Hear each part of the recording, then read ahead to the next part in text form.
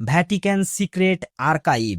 বর্তমানে যেটাকে বলা হয় ভ্যাটিকান অ্যাপস্টোলিক আর্কাইভ। শুনলেই মনে হতে পারে এখানে হয়তো এমন কোনো গোপন সত্য লুকিয়ে আছে যা পৃথিবীকে বদলে দিতে পারে। আর ঠিক এই কারণেই বহু বছর ধরে এই জায়গাটিকে ঘিরে তৈরি হয়েছে অসংখ্য গল্প। কেউ বলেন এখানে নাকি নথি আছে যা ইতিহাসের অজানা অধ্যায় খুলে দিতে পারে।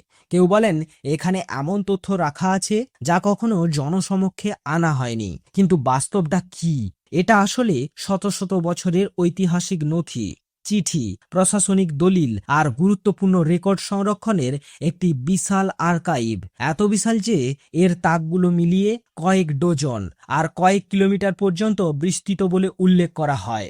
এখানে প্রবেশ করা যায় না ইচ্ছামতো। বিশেষ গবেষক, ইতিহাসবিদ এবং নির্দিষ্ট নিয়ম মেনে এখানে প্রবেশ করতে দেওয়া হয়।